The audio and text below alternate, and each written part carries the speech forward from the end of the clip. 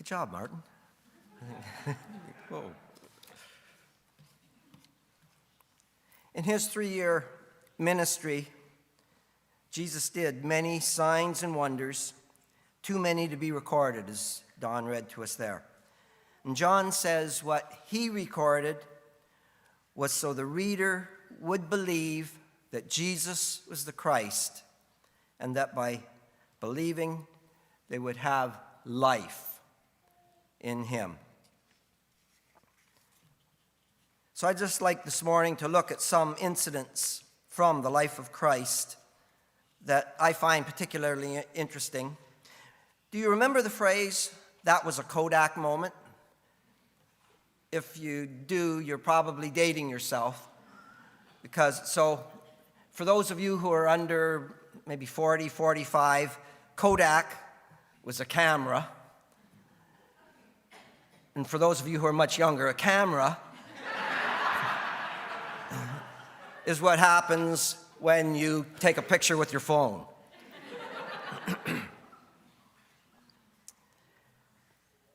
So anyway, I would just like to, capture some what would have been called a Kodak moment with Christ.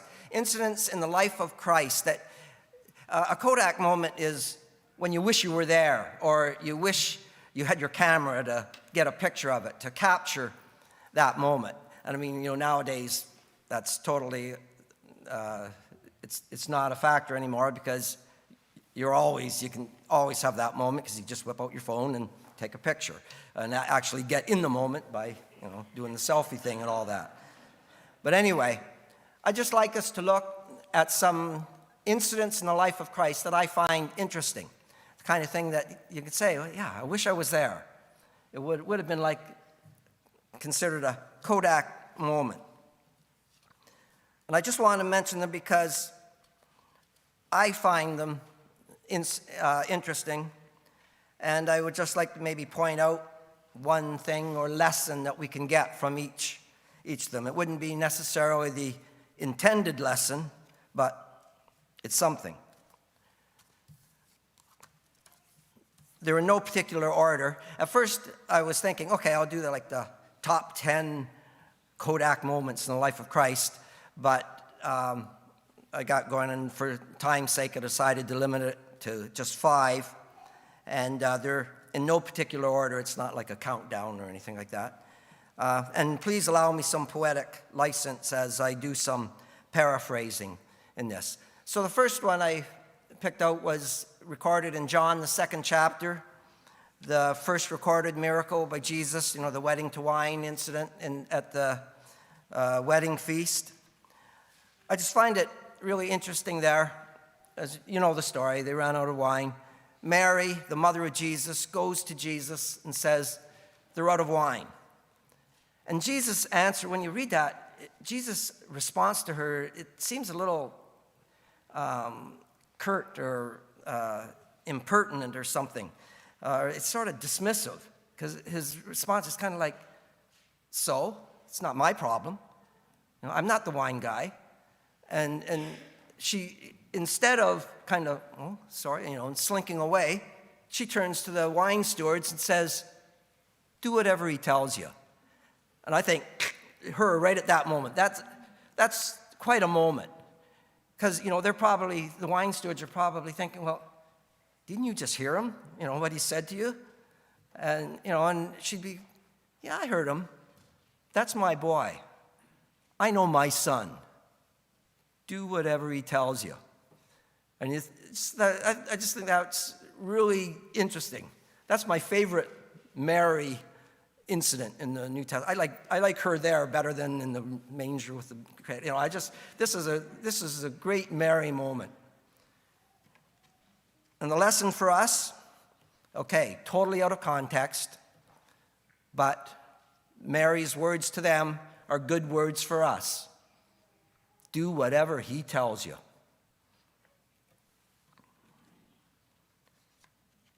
Second incident, recorded in John, the 4th chapter. Jesus' encounter with a Samaritan woman at the well. they have quite an interesting discussion. And as this discussion starts to head in a direction that makes her a little uncomfortable, the woman starts to talk about the long anticipated coming of the Messiah and how he's going to reveal all things to them. And then comes that moment when Jesus tells her, this Messiah, you're talking to him. Get her face right at that moment. Oh, and by the way, when I do this, that's a camera Kodak moment. You know, it's not this, it's this back then. Okay.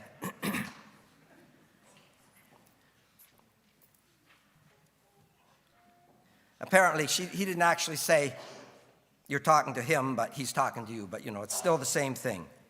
And the lesson for us, be ready, because you never know when you might encounter the Messiah himself. Remember, Jesus said in Matthew 25, for as much as you did it to one of the least of these, you did it to me.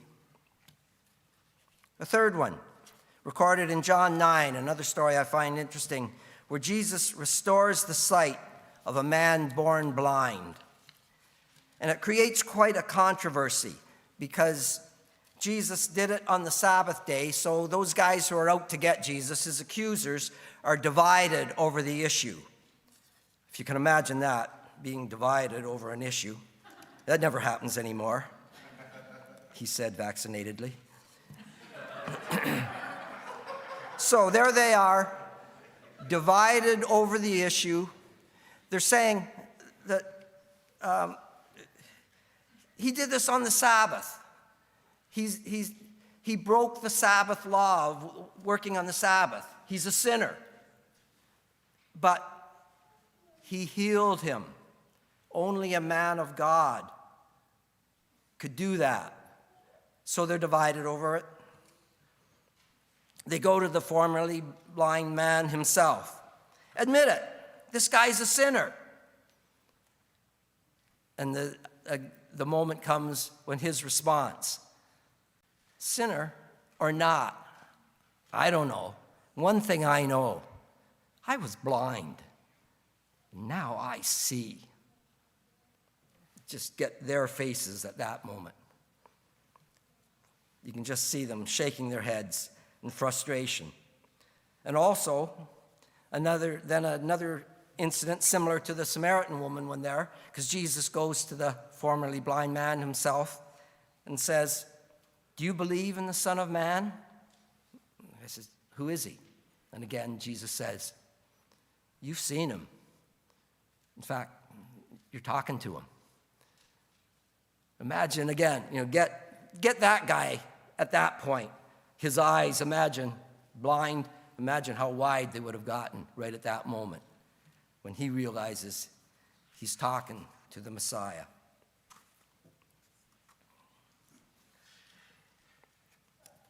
Lesson for us, regardless of all the controversy surrounding the authenticity of Jesus in some skeptics' eyes, just accept him for who he is, as presented by the facts. You can say whatever you want about him, but one thing I know, I was blind, and now I see. The fourth incident, this is one of those cast your nets on the other side in that story. And I either never realized this, or if I did, I'd forgotten, but there were actually two cast your nets on the other side incidents. One right at the beginning of Jesus' ministry, and then another right at the end. And I would have liked to have been there to capture either of them. The first one, recorded in Luke 5, Jesus goes along the shore there, and these guys are out fishing. They've been fishing all night. And Jesus says, go out to the deeper water and drop your nets. And Peter replies, we've been working hard all night, caught nothing, but if you say so, okay, we'll give it a try. And you know the story. They go out and there's so many fish. Their nets are breaking. They call another guys with the boat. They come. Their nets are breaking too. They try to haul them into the boat. Both boats start sinking. So many fish. The next time it happens, so this was right at the beginning of Jesus' ministry. Then 3 years later, after the resurrection, same guys have been out there fishing all night, caught nothing, same scenario. And as daybreak comes, Jesus is walking along the shore. They don't recognize that it's him. He's probably wearing, a hoodie thing and all that.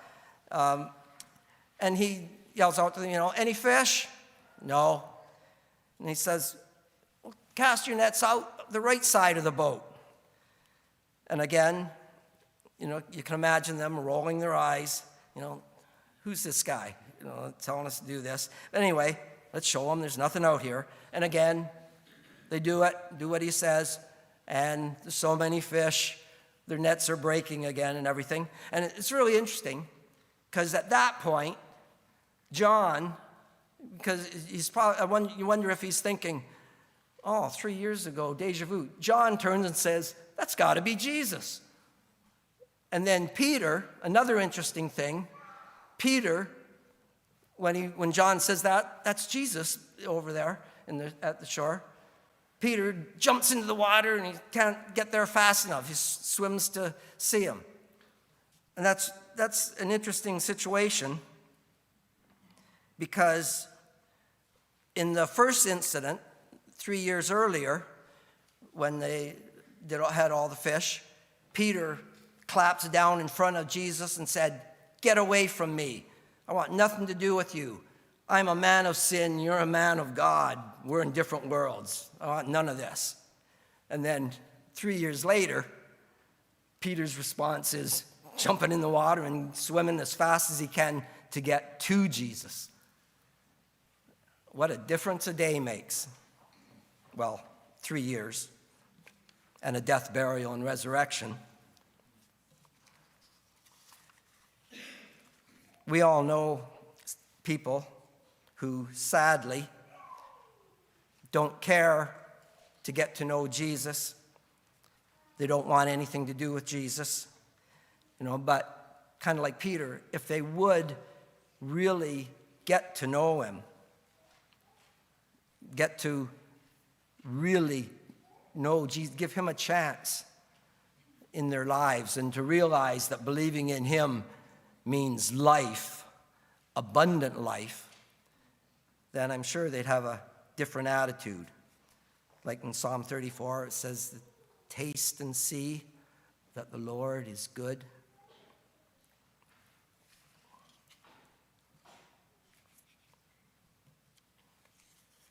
So the lesson for us, like the fisherman there, when we're in doubt, when we're discouraged, again, listen to Jesus.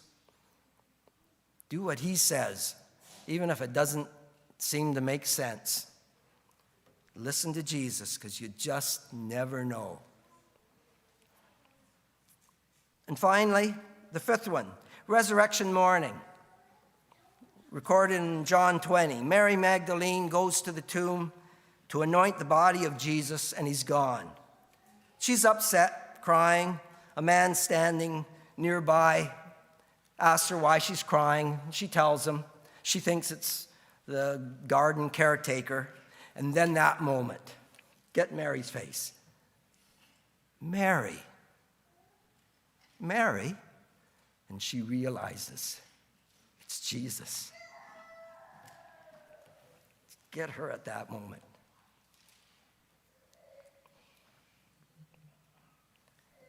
She wasn't expecting this at all. She was coming to a cemetery to anoint a dead body. Excuse me. And now here he is alive. In John chapter 10, Jesus talks about how the good shepherd here calls his children, his sheep, by name, and they recognize his voice. The lesson for us: anticipate and enjoy hearing the Good Shepherd call you by your name, your risen Savior calling you by name. Just a few Kodak moments from the life of Jesus.